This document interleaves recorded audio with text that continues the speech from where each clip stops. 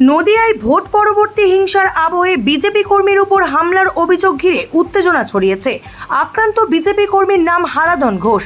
তিনি পেশায় দুধ ব্যবসায়ী এবং কৃষ্ণনগর ১ নম্বর ব্লকের তেতিয়া গ্রামের বাসিন্দা। স্থানীয় সূত্রে জানা গেছে, কর্মসূত্রে তিনি জিটকিপোতা গ্রামে দুধ দোয়ানোর কাজে গিয়েছিলেন। সেই সময় কয়েকজন দুষ্কৃতী তার উপর চড়াও হয় বলে অভিযোগ। ধারালো অস্ত্র দিয়ে এলো পাথারি কোপানো হয় বলে অভিযোগ উঠেছে। গুরুতর আহত অবস্থায় তাকে উদ্ধার করে শক্তিনগর জেলা হাসপাতালে ভর্তি করা হয়।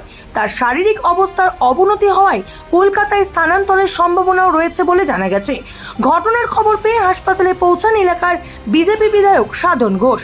বিজেপির পক্ষ থেকে এই হামলার জন্য তৃণমূল কংগ্রেসকে দায়ী করা হয়েছে, যদিও তৃণমূলের তরফে এ বিষয়ে এখনো কোনো প্রতিক্রিয়া মেলেনি। পুলিশ সূত্রে খবর, ঘটনায় ইতিমধ্যেই একজনকে গ্রেপ্তার করা হয়েছে। বাকি অভিযুক্তদের খোঁজে তল্লাশি চালানো হচ্ছে। গোটা ঘটনার তদন্ত শুরু করেছে পুলিশ। ঘটনাটা ঘটেছে আমাদের এক ভারতীয় জনতা পার্টির কার্যকর্তা। উনি পেশায় দুগ্ধ ব্যবসায়ী। উনি রোজকারের মতো আজকেও গেছিলেন ঝিটকিপোতা যে মুসলিম গ্রাম, ওইখানে গরু দোয়াতে গেছিল। তো সেইখানে ওকে কুপিয়ে হত্যার চেষ্টা করা হয়েছিল। তো কোনো রকম প্রাণে বেঁচে আছে, কোনো রকম অবস্থা ভীষণ খারাপ। সেই অবস্থাতে হসপিটালে ভর্তি করানো হয়, এখন চিকিৎসারত। এখান থেকে রেফার করা হয়েছে, আমরা কলকাতাতে পাঠাচ্ছি। জানি না উনি বাঁচবেন কিনা। আমরা ভারতীয় জনতা পার্টি ওনার পাশে আছি। আমরা বিভিন্ন নেতৃত্বের সাথে যোগাযোগ করেছি এবং ডাক্তারবাবুদের সাথে যোগাযোগ করেছি। এখন তার চিকিৎসার জন্য কলকাতায় পাঠানো হচ্ছে। আমি বিজয় মিছিলে ছিলাম। আমি জানতে পারলাম যে এরকম ঘটনা ঘটেছে। জানতে পেরে আমি হসপিটালে এলাম, এসে তো সবটাই দেখলাম এবং সবার থেকে জানতে পারলাম এটা একটা পরিকল্পনা ছিল যে বিজেপি জিতে গেছে, বিজেপির কার্যকর্তা, এদেরকে মারতে হবে। বিজেপি আজ আমরা ক্ষমতায় আছি, আমরা বাংলার ক্ষমতায় আসার পরেও আমাদের বিজেপি কার্যকর্তাদের বিভিন্ন জায়গায় আক্রান্ত হতে হচ্ছে। আজকে আমাদের এই বিধানসভায় এই ঝিটকিপোতা গ্রামে একটা আক্রান্ত হলো, আর একটা আমাদের আক্রান্ত হয়েছে ধুবুলিয়াতে। তো এইভাবে একের পর এক আমাদের বিজেপি কার্যকর্তারা আক্রান্ত হচ্ছে। আমরা এখনও ধৈর্য ধরে বসে আছি। আমরা প্রশাসনের উপর আস্থা রেখেছি। প্রশাসনের নিশ্চয়ই ব্যবস্থা নেবেন। আমরা প্রশাসনের কাছে আর্জি করছি এর ব্যবস্থা নিতে। কারণ ওনার নাম হচ্ছে হারাধন ঘোষ, বাড়ি তেতিয়া গ্রামে। মেরেছে ঝিটকিপোতাতে, বাড়িতে মেরেছে। ওকে দায়ের কোপ মারা হয়, ওকে একদম হত্যা করার চেষ্টা করা হয়। তো লোকাল কিছু লোক সেই মুহূর্তে ঠেকিয়ে দেয়, আমাদের যে কাছে যেটুকু খবর আছে, দিয়ে তারপরে ওনাকে হসপিটালে নিয়ে আসে।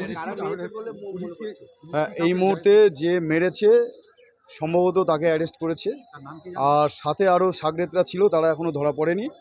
তো নামটা আমি এখনও পুরোপুরি জানতে পারিনি, শুনেছি, আমার ভুলে গেছি। এখন এদের চিকিৎসা ব্যাপারটা দেখছি। তো তারা তৃণমূলের কর্মী। ভারতীয় জনতা পার্টি আজ ক্ষমতায় এসছে, তারপরে এইভাবে আক্রান্ত হতে হচ্ছে।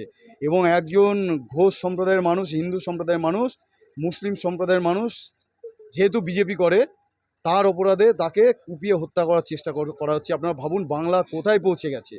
আজ যদি ভারতীয় জনতা পার্টি ক্ষমতায় না আসতো, তাহলে আজ হিন্দু সমাজের কোথায় যেতে হতো আপনারা ভাবুন। এটা এখনও আমরা যারা বাঙালি হিন্দু আছি, আমরা কিন্তু ভাবছি না। এইটা ভাববার সময় এসছে। আমরা ভারতীয় জনতা পার্টি, আমরা কোনো ধর্ম মত কিচ্ছু আমরা দেখছি না। আমরা শান্তি চাইছি। আমরা এখনও পর্যন্ত আমাদের কার্যকর্তাদের কাছে আমরা শান্তির বার্তা দিচ্ছি যে এই নিয়ে যেন কোনো বিশৃঙ্খলা না হয়। কিন্তু আপনারা ভাবুন, ধৈর্যের তো একটা সীমা থাকা উচিত। কতদিন এই যে হিন্দু লোক এরা কিভাবে সহ্য করছে, আর কতদিন সহ্য করবে? এইভাবে যদি আক্রান্ত হতে হয় একের পর এক। একজন ঘোষ মশাই যিনি দুধ দুয়ে নিয়ে আসবেন, এই দুধে আমাদের সারা পশ্চিমবঙ্গে বিভিন্ন প্রান্তে ছড়িয়ে যাচ্ছে যে একটা বাচ্চা, বৃদ্ধ, সকলেই দুধ খেয়ে তাদের পুষ্টি একদম প্রধান খাবার যদি আমরা ধরি, সেখানে হচ্ছে দুধ। সেই দুধ দোয়াতে গিয়েছে, তাকে আক্রান্ত হতে হচ্ছে। তাহলে আপনারা ভাবুন অন্যান্য সমাজের মানুষ যারা আছে তাদের কি অবস্থা হবে আপনারা ভাবুন। সেই জন্যে আমি মিডিয়ার সামনে অনুরোধ করব, সময় আছে, আপনারা এখনও চিন্তাভাবনা করুন। আমরা ভারতীয় জনতা পার্টির পক্ষ থেকে বার্তা দিচ্ছি, কোনো অশান্তি কেউ ছড়াবেন না। সকলে সুস্থ এবং শান্তিতে থাকবেন। কিন্তু এই ধরনের যারা সন্ত্রাসবাদী, তাদের বিরুদ্ধে সাধারণ জনগণ ব্যবস্থা নেবেন এবং পুলিশ প্রশাসনও ব্যবস্থা নেবেন। আমি সকলের কাছে অনুরোধ করব, এই ধরনের যারা সন্ত্রাসী আছে তাদের বিরুদ্ধে আপনারা কঠোর হন। এখনও যদি আপনারা কঠোর না হতে পারেন, আগামী দিন কিন্তু এই সাম্প্রদায়িক বিষ বিভিন্ন দিকে ছড়িয়ে যাবে। সেই কারণে আমি হিন্দু মুসলমান সকলের কাছে আমি হাত জোড়ে অনুরোধ করব, এই জিহাদি শক্তিকে এখনই দমন করুন, না হলে কিন্তু আগামী দিনে বাংলা ভয়াবহ অবস্থা ধারণ করবে।